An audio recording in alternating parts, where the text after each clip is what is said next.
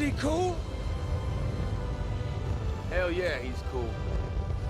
I'm Mary Poppins, y'all! Hey everybody, welcome back to the Tribe of Nerds Road to Avengers Doomsday. Josh, Zack, and I are back. We are continuing the MCU rewatch. We are now in Guardians of the Galaxy Volume 2. It's Showtime, a-holes, because we're here to talk about the sequel that brought us Baby Groot, that brought us Ego the Living Planet, Mantis, and of course, Taserface. So, yeah, what are your guys' thoughts on Guardians 2? It's the weakest Guardian movie, but it's still an 8 out of 10, I would say. It has a lot of heart, it's very funny, and it's just a great time. Yeah, I think it's definitely the weakest Guardians movie, but I still really enjoy it. I know, like, people have picked apart the flaws for this movie, and I get them. Like, I do think there's stuff that goes on with, like, Drax is pretty mean-spirited in this movie towards Mantis, but it also, like, makes sense because Drax doesn't understand social cues, so of course he's going to, like, be mean-spirited and not realize he's being super rude to Mantis. So I get it. It's just like that is probably like the difference maker. And again, you're gonna have that in families. So I don't know. I don't like. I still don't hate it. So like even the flaws, I still think this movie's great. So Josh, dude, this movie sucks. No, I'm kidding. No, I'm just kidding. But yesterday I was surprised because you guys were talking about it in the chat, and it was like, yeah, this is the weakest one. And I was just sitting there looking at my phone like, I like this one better than the first one. I enjoyed this one like way more than I enjoyed and not to say the first one's bad, because I don't think that's true at all. I don't know what it is. I think I just enjoyed this one more. It was a great time, but also it might just be because it also has like one of my favorite Marvel openings for a movie. Yeah. And it was just, it was a fun time. I enjoyed it. I still had fun with this movie. I told you that like one of my favorite clips from the Guardians franchise is in this movie where Mantis gets hit by the flying debris. And then like after she gets hit, it's like, Mantis, look out. And I'm like, okay, well, okay, man, like, come on. But yeah, I think this movie's hilarious. And this is where we actually got to explore some pretty deep connections in this movie. Most of them revolving around Gamora. Like, yeah, we get, Peter and his dad, but Gamora had a really strong showing in this movie because we dealt with her and Peter's issues and them becoming a couple, but we were also dealing with her and Nebula's issues that would eventually lead us into Nebula being redeemed and her joining with Rocket and the Guardians. So this was like kind of the start of that. So I really enjoyed a lot of the stuff that happened in this movie. And, Kurt Russell, yeah, he's always cool. He's fucking awesome. And then his son decided to play douchebag Captain America. And that was great. He was awesome in it. So I'm not going to complain at all. But hot take, I guess. But fuck, I like this movie more than the first one. And it's hilarious because my ranking of the Guardians of the Galaxy movie goes 3, 2, 1. And it sounds like a countdown to a bomb, which might be the hot take. I don't know. But, there you go. I really love this movie. Yeah, there's some things it does better than the first one, I will say. Like, Yondu's arc is amazing. Like, I think that they made that character even better with what they decided to do with him, leading to his sacrifice. And, of course, Mary Poppins, y'all. Like, that's the best line of the movie. Might have been the father, but he ain't your daddy. And that's great. Oh, what a good fucking line! Like, this is so good. Yeah, it's great. Like the whole emotional stuff there. I didn't used to be like the biggest fan of Mantis as much, just because like I feel like they were trying to still figure out what to. I mean, this is obviously her introduction, but like they were trying to figure out what to do with her character. I think it's a good enough introduction, but like I feel like once we had to Guardians 3 that we'll talk about, like they made Mantis even better. So like, yeah, it's just. And the Nebula, as you said, Josh, is great. I think the Sovereign are a little bit frustrating, but like, I mean, they're meant to be that way, and obviously setting up Adam Warlock for Guardians 3. So like, it's understandable why they are the way that they are now, knowing what happens in Guardians 3 and that they were like the first like failed attempt by the High Evolutionary to make a perfect society. Like, I think like stuff gets better because of knowing how it ties into Guardians 3. So I have another hot take about that really fucking, it's about something you said, and I swear I'm not mad at you for saying it, but I got to get this off my chest because I've thought this ever since I saw it. The Taserface joke fucking sucks, all right? It wasn't funny the first time, it wasn't funny the second time, and it really wasn't fucking funny the third time. I hate that joke. It didn't make me laugh. None of the times they said it made me laugh in this movie. I got so annoyed. I was like, stop using that joke. Go on to all the other jokes you make in this movie. I don't know. Maybe it's just me. I was so sick. I was so glad when he died in this movie because I'm like, thank God these jokes won't be moving on because I can't handle it anymore. I'm so glad those jokes died with him. I hated that joke. You know what would be a really cool name? Taserface. I'm like, I enjoy the subversion though, where in these comic book movies we see so much ridiculous stuff happens. We got people talking about holes. We got all this goofy stuff. So every once in a while, for a character to acknowledge how ridiculous something is in one of these movies, I think what's funny to me about it is not the name Taserface. What's funny to me is Rocket laughing in Taserface's face and telling him how stupid that name is. well, hey, depending on what community you're in, people talking about holes is a very real thing. I'll tell you that. Let me just put that out there because I've suffered through some conversations and I'm like, I don't think we really should have talked about this, but live your best life, I guess. Yeah. I mean, there's some jokes that probably don't fly as well, but like I did want to say as well, like, yeah, Kurt Russell's ego is great in this movie, like a really good villain. I know like people probably have issue with him, like basically as soon as he has Peter, like he basically like gives up his entire plan, or like gives up that he put the tumor in his mom's brain. Like that's the thing. Like he got so his ego got big, and that's why I don't have a problem with it. Yeah. It's What were you really saying, Josh? on being like, I'd like to take this time to explain my evil plan. I don't have a problem with it. I just know some people do, which I get, but I'm also like, it's funny, and like, of course, Ego would get overconfident because he really thought he had Peter at that point, and he did. So like, it's in the name, y'all. Yeah, this is an all-powerful being that is a planet. He's never been told no in his life, so it makes sense for him to think, yeah, of course Peter's going to join me. Of course he's not going to care about people because I don't care about people. Right. Exactly. Well, and we see like the bones and we know that he's gotten away with it before and he's gotten away with all this. So it's like, of course, it's like serial killers. Like they get too confident because like, oh, I've gotten away with this before. And eventually that's like how people who commit crimes get caught. Like they get too confident. And then they're just like, oh, yeah, I'm the best at this. And then, well, eventually they make a mistake. And now here we are. That's exactly what happened with Ego. He was like, oh, I know exactly what I'm doing. Didn't take that this is a different fucking person into account. And then all of a sudden, yep, no more Ego. Yeah. Yeah. And also, like, this also sets up of, like, Quill being, like, you know, spastic and like, you know, shooting first or like shooting as soon as he hears that. Like that sets up what happens in Infinity War. Like his emotions are going to get the better of him. So, and I think they set that up pretty well, and like the Russos took what happened here definitely and put that into Infinity War. So for Quill's character. But yeah, let's get to the questions, and then I'm sure we can talk more about other favorite parts. So the questions we just mentioned, the Celestials, obviously with Ego, and then Quill's heritage and powers. Will we learn more about Celestials in Doomsday? Obviously, it's something we will talk about in Eternals as well, but that's probably not. Otherwise, that movie is probably not really going to get brought up again. But yeah, Eternals, what is that? I've never heard of that. Yeah, I Marvel hasn't either, other than putting the giant. Is that a Marvel property? Have they started casting that yet? Allegedly.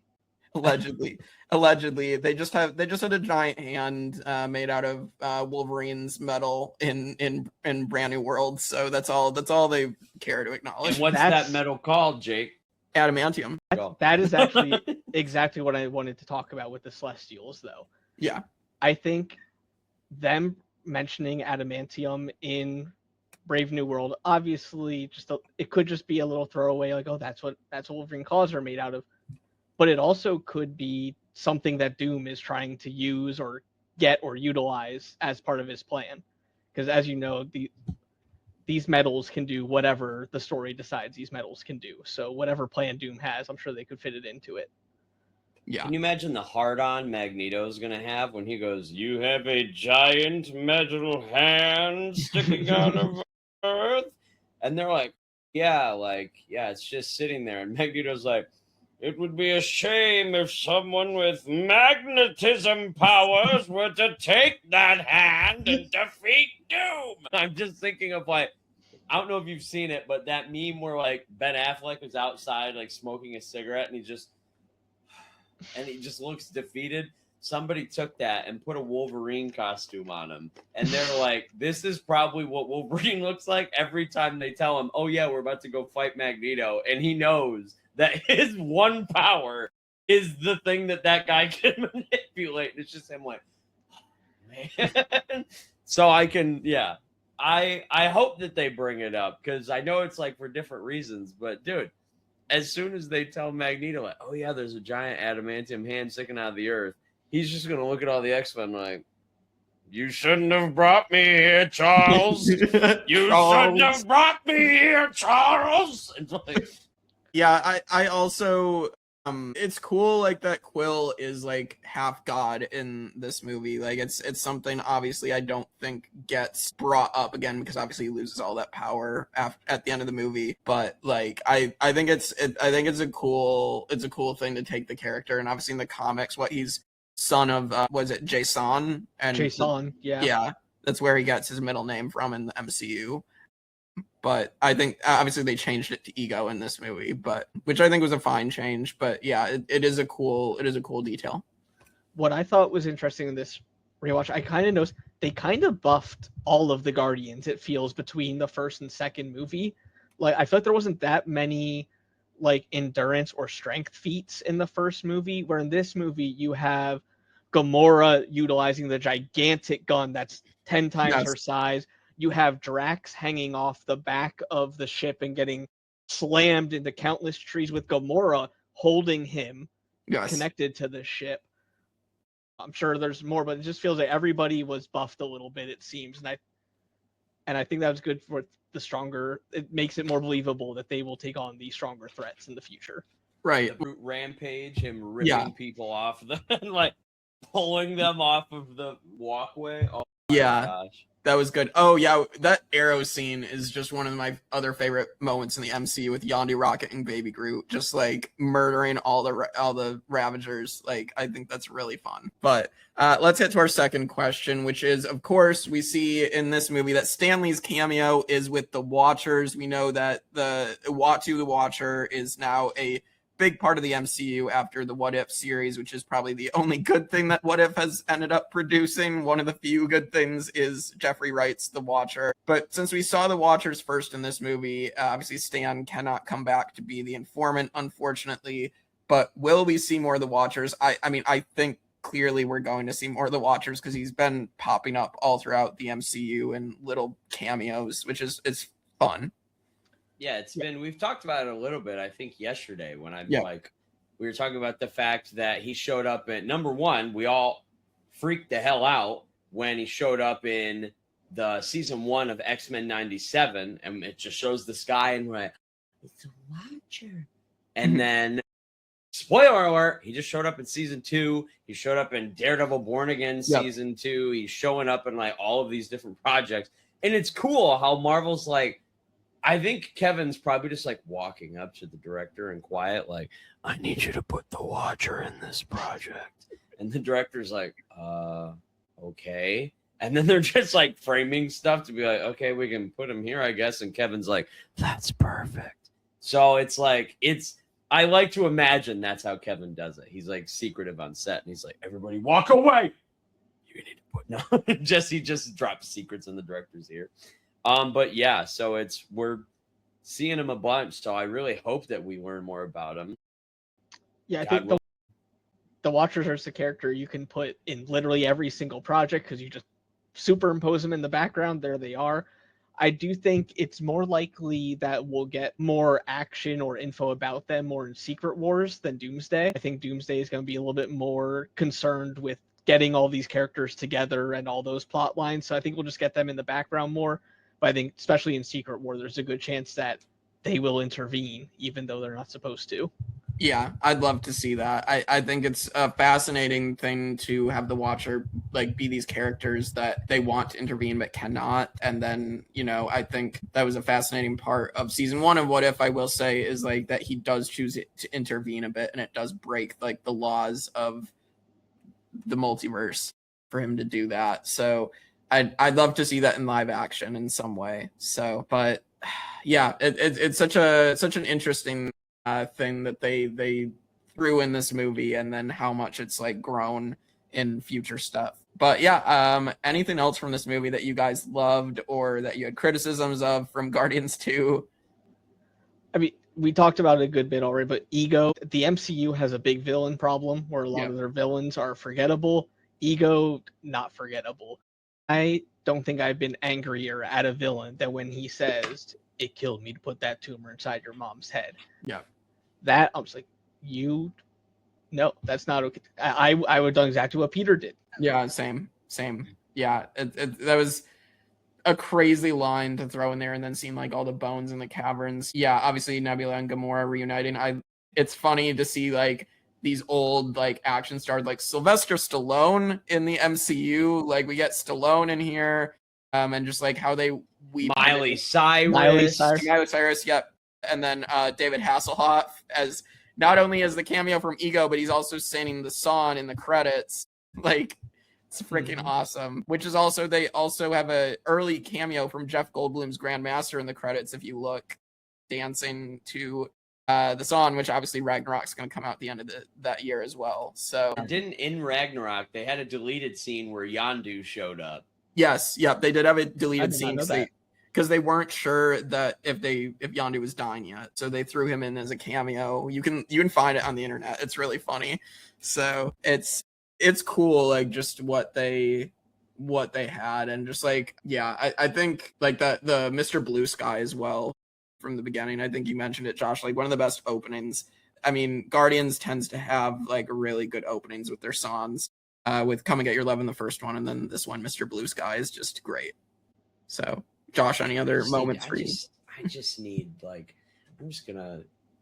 he's not gonna see it, but I'm gonna send a DM to James Gunn, like, just send me your playlist. I don't care what playlist it is.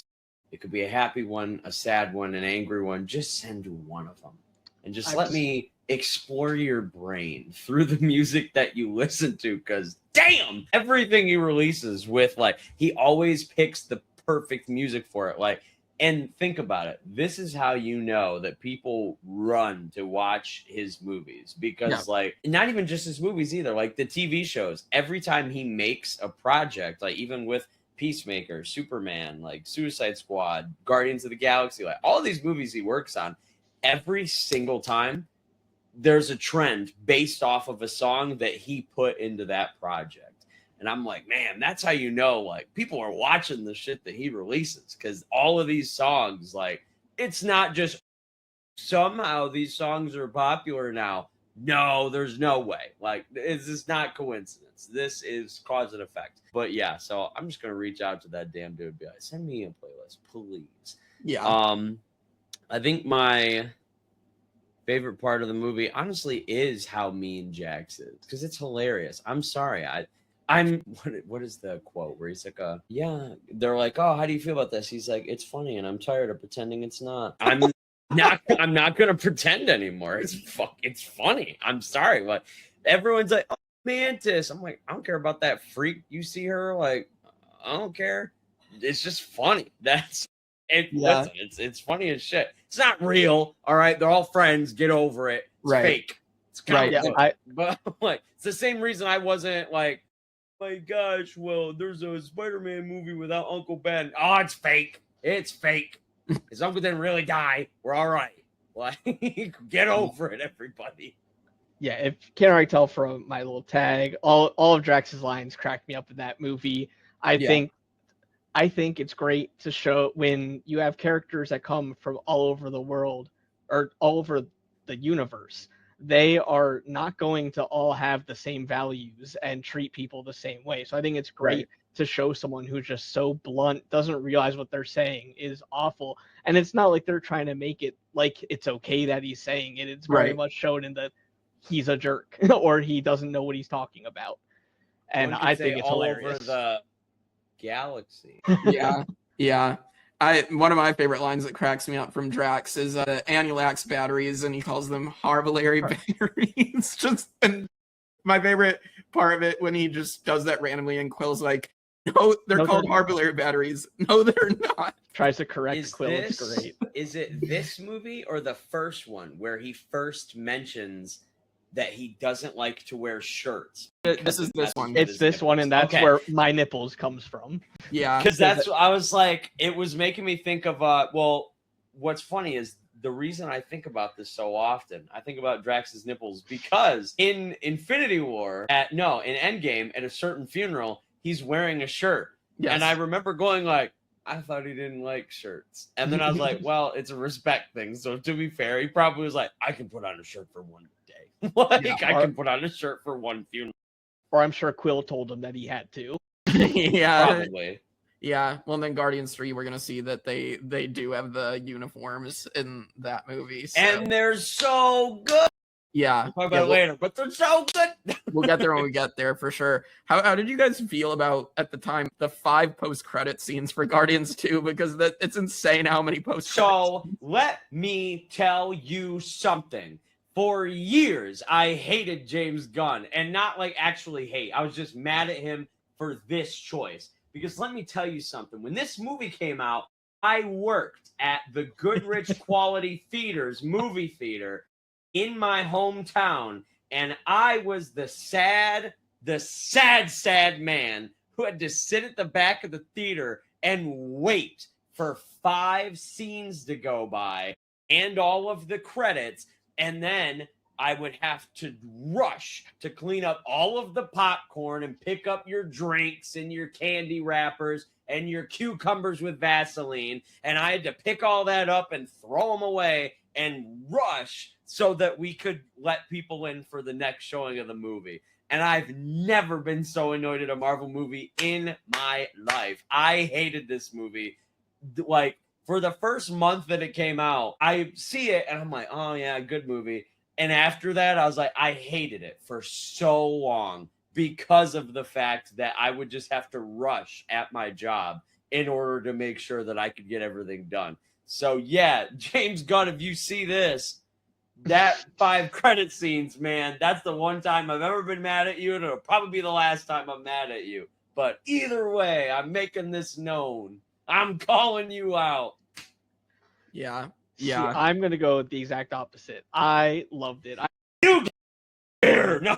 I'm a sucker for, you give me more content, I will sit and watch it all. So I will take anything that they want to give me. Yeah. I will say my favorite is the I am Groot. And he's like, whoa! Hey, that language! And he's like, was he like playing a game? He's like, I am Groot. And it's like so... And I like that one, and Kraglin practicing with the arrow and hitting, I believe it's Drac. And he's like, I'm gone. He's back in a way like it could be anybody else. Yeah.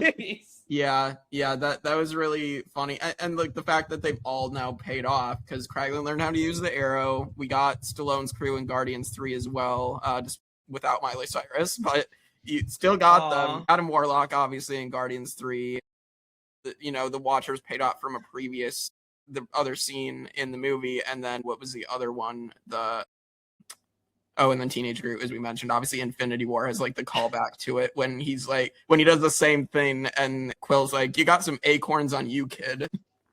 I still can't get over the fact that Adam Warlock is you guys are getting paid kid, and it takes me out every time I think about it. I'm like, the fact that I've seen that man wearing an enlarged testicle for a film makes me laugh, because I don't know why it's so funny to me. But wild. I just think of that movie every time, because he's also, I thought rainbow. He starts rapping the song, and I'm like, I love this actor. He's so funny. So as soon as I saw him, I was like, dang, hilarious. It's interesting to like the vibe of that post-credit scene too. It's definitely they were planning on like classic Adam Warlock, super powerful, super scary, and then the Adam Warlock we get in Guardians 3, I love because there's an explanation for why he's goofy, so it works. And I think Guardians 3 is an amazing movie, but I just love the difference in tone between that post-credit scene and what we actually got with Adam Warlock in Guardians 3. Yeah, it really worked. My other favorite, I forgot to mention this with Drax earlier, when Mantis is like touching them and like tells everybody Quill's secret of like he feels in love with Gamora, and Drax just starts laughing at him. You must be so embarrassed. Every time Drax laughs, I'm laughing right along with them. Like his laugh is so contagious. It's so good. Funny. Dave Bautista did give him an infectious ass laugh. Like every time he laughs, I'm like, this is comedically humorous. This is hilarious. Yeah, it's good. It's good. All right, let's now hit the rankings. The moment that everybody waits for every single Road to Doomsday podcast is where are we going to place it within the top 10? If it makes the top 10, I think Guardians 2 does make it. So, I mean, I think it's probably going to boot out Iron Man 3. I would have Guardians 2, honestly, at least above Ant-Man. I'd probably say above Age of Ultron for me personally. I would probably below Iron Man, I would think. Yeah. That's kind of where I was looking too. First of all, Ant-Man worse than Age of Ultron is a little crazy, but yeah, I think because I would put it either 6th or 7th. I think. Yeah, Josh. 7. 6, 7. That's not the first time we've done that joke on this podcast, and it won't be the last. Listen, I just gotta say real quick, I am so sick. I'm sick to my stomach of the Avengers Age of Ultron slander that I hear on a daily basis among the Marvel should have been community. Better. No, it's so good, and I love it. It's good. That being said, I'm fine with this movie going above that. Okay, so we're saying 7 for under Iron Man. Yeah. I agree. Yeah. All right. Guardians of the Galaxy Volume 2.